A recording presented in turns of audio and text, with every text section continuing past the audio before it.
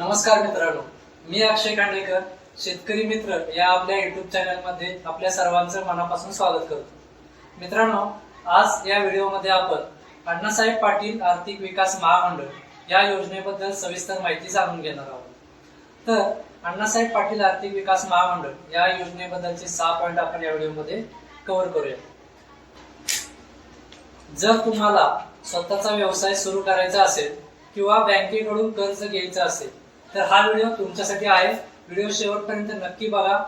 चॅनलवरती पहिल्यांदा आला असाल तर आताच आपल्या चॅनलला सबस्क्राईब करा।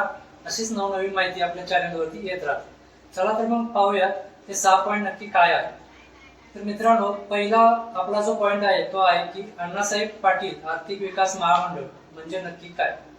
मित्रांनो, बऱ्याच जणांना ह्या गोष्टीच माहित नाहीत की अण्णासाहेब पाटील आर्थिक विकास महामंडळ हे नक्की काम काय करतं। आपल्याला अण्णासाहेब पाटील महामंडळ कर्ज देतं की त्या कर्जावरील व्याज देतं की कर्ज आणि व्याज हे दोन्ही आपल्याला अण्णासाहेब पाटील महामंडळ देतं। त्या गोष्टींमध्ये बऱ्याच जणांना कन्फ्युजन आहे। तर आपण हे या व्हिडिओमध्ये आज सर्व क्लिअर करणार आहोत। तर आता आपण पाहूया की या योजनेचा लाभ नक्की कोण कोण घेऊ शकतो। तर मित्रांनो, अण्णासाहेब पाटील आर्थिक विकास महामंडळ ही योजना महाराष्ट्र शासनाने आपल्या महाराष्ट्र राज्यातील मराठा समाजातील जे युवक युवती स्वतःचा व्यवसाय सुरू करू इच्छितात किंवा जो आपला चालू व्यवसाय ते वाढवू इच्छितात त्यांच्यासाठी आर्थिकदृष्ट्या मदत करण्यासाठी हे महामंडळ स्थापन केलेलं आहे। तर तुम्हाला समजलंच असेल की हे महामंडळ नक्की कोणासाठी झाले। तर हे महामंडळ अण्णासाहेब पाटील महामंडळ हे मराठा समाजातील युवक युवतींसाठी बनलेलं आहे। तर त्याच्यामध्ये सुद्धा महामंडळाने काही अटी शर्ती ठेवलेल्या आहेत। या अटी शर्ती काय आहेत तर जो अर्जदार आहे तो महाराष्ट्र राज्याचा रहिवासी असावा ही पहिली अट आहे। दुसरी अट अशी आहे की जो अर्जदार आहे त्याचं वय 18 ते जास्तीत जास्त 60 वर्षापर्यंत अर्ज आपण करू शकतो। तिसरी अट आहे की जो आपण तहसीलदारांचा उत्पन्नाचा दाखला देतो त्या उत्पन्नाच्या दाखल्यामध्ये आपलं उत्पन्न 5 लाख ते 7 लाखच्या दरम्यान असणं गरजेचं आहे। आणि चौथी आणि महत्वाची अट म्हणजे अर्जदार हा मराठा समाजातील असणं आवश्यक आहे। या अटींची पूर्तता जर तुम्ही केली तर तुम्ही यासाठी अर्ज करू शकता। तर आता आपण तिसरा पॉइंट पाहणार आहोत की या योजनेअंतर्गत आपल्याला किती कर्ज मिळतं आणि महामंडळाकडून आपल्याला किती व्याज परत मिळतं। मित्रांनो, या योजनेअंतर्गत 2 महत्वाच्या योजना येतात। त्या योजना कोणत्या आहेत तर वैयक्तिक व्याज परतावा योजना आणि गट व्याज परतावा योजना। तर मित्रांनो, वैयक्तिक व्याज परतावा योजनेमध्ये तुम्ही बँकेकडून जास्तीत जास्त 15 लाखापर्यंत कर्ज घेऊ शकता आणि तुम्ही घेतलेल्या कर्जावरील जास्तीत जास्त 12% व्याज परतावा हे महामंडळ आपल्याला करत असतं। जर तुम्ही नॅशनल बँकेतून कर्ज घेतलं तर तुम्हाला साहजिक आहे की 12%च्या आतमध्ये तुम्हाला व्याजदर असेल, त्यामुळे पूर्ण व्याज तुम्हाला महामंडळाकडून परत भेटेल। पण तेच जर तुम्ही कर्ज कुठली प्रायव्हेट बँक किंवा अर्बन बँकेतून घेतलं तर तुम्हाला व्याजदर हा 12%पेक्षा जास्त लागू शकतो। त्या केसमध्ये तुम्हाला जे 12%च्या वरचं व्याज आहे ते तुम्हाला स्वतः भरावं लागेल आणि 12% व्याज हे महामंडळ तुम्हाला परत देईल। आता याच्यामध्ये दुसरी योजना जी आहे ती गट व्याज परतावा योजना। त्याच्यामध्ये तुम्ही जास्तीत जास्त 50 लाखापर्यंत कर्ज घेऊ शकता आणि आता सांगितल्याप्रमाणे 50 लाखापर्यंत जे घेतलेलं कर्ज आहे त्याच्यावरील 12% व्याज हे महामंडळ आपल्याला परत देतं। या 2 योजना आपल्या क्लिअर झालेल्या। तर आता आपण पुढे पाहूया की याच्यासाठी नक्की कागदपत्र काय काय लागतात। तर मित्रांनो, पहिलं कागदपत्र म्हणजे आपलं आधार कार्ड। सगळ्यात महत्वाचं डॉक्युमेंट आहे की आपलं आधार कार्ड असणं गरजेचं आहे। दुसरं डॉक्युमेंट पॅन कार्ड।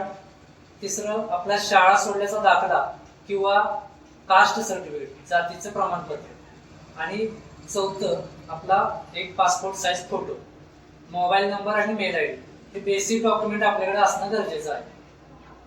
तर इथं तुमचं क्लिअर झालं की डॉक्युमेंट कोणकोणते लागतात। आता आपण पाहूयात की काही जणांचे प्रश्न आहेत की आपण नक्की ह्या योजनेअंतर्गत कोणकोणते व्यवसाय करू शकतो। तर मित्रांनो, महाराष्ट्र राज्यात जे लीगल व्यवसाय आहेत ते त्यापैकी कोणताही व्यवसाय तुम्ही करू शकता। उदाहरण द्यायचं झालं तर तुम्ही किराणा मालाचं दुकान, कपड्याचं दुकान, मेडिकल, चप्पलचं दुकान किंवा तुम्ही जर शेतीपूरक व्यवसाय करणार असाल तर त्याच्यामध्ये तुम्ही कुक्कुटपालन, शेळीपालन, दुग्ध व्यवसाय त्या प्रकारचे व्यवसाय तुम्ही याच्यामध्ये करू शकता। तसेच जर तुम्ही ट्रान्सपोर्ट व्यवसायामध्ये उतरणार असाल तर त्याच्यामध्ये तुम्ही कोणतंही कमर्शियल वाहन जसं की छोटा हत्ती असेल, पिकअप असेल, JCB असेल, ट्रॅक्टर असेल किंवा तुमचा हायवा जे पोकलँड, त्या ज्या कमर्शियल व्हेकल्स आहेत त्याच्यामधील कोणतेही व्हेकल तुम्ही या योजनेअंतर्गत घेऊ शकता. तर आता तुम्हाला हेही क्लिअर झालं की तुम्ही कोणते व्यवसाय या योजनेअंतर्गत करू शकता. आता आपला शेवटचा मुद्दा आहे तो म्हणजे या योजनेसाठी अर्ज नक्की कसा करायचा आणि कुठे करायचा. तर मित्रांनो, याच्यासाठी तुम्हाला ऑनलाईन पद्धतीने अर्ज करायचा आहे. तर त्याच्यासाठी तुम्हाला काय करावं लागेल, जी अण्णासाहेब पाटील आर्थिक विकास महामंडळाची अधिकृत वेबसाईट आहे त्या वेबसाईटवरती आपल्याला जायचं आहे.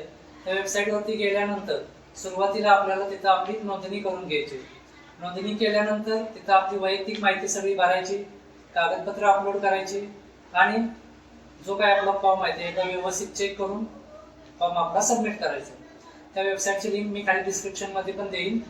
तर अशा पद्धतीने तुम्ही तुमचा ऑनलाईन पद्धतीने अर्ज देखील करू शकता. अशा प्रकारे आज या व्हिडिओमध्ये आपण अण्णासाहेब पाटील आर्थिक विकास महामंडळ या योजनेबद्दल सर्व पॉईंट क्लिअर केलेले आहेत. जर व्हिडिओ आवडला असेल तर व्हिडिओला लाईक करा. जे मराठा समाजातील युवक युवती ज्यांना स्वतःचा व्यवसाय सुरू करायचा आहे अशा युवक युवतींपर्यंत हा व्हिडिओ नक्की शेअर करा. चॅनलवरती पहिल्यांदा आला असाल तर आपल्या शेतकरी मित्र या YouTube चॅनलला आता सबस्क्राईब करा. अशाच नवनवीन योजनांची माहिती आपण या चॅनलवरती घेऊन येत असतो. तर भेटूयात अशाच एका नवीन योजनेबद्दल माहिती घेऊन पुढील व्हिडिओमध्ये. तोपर्यंत धन्यवाद.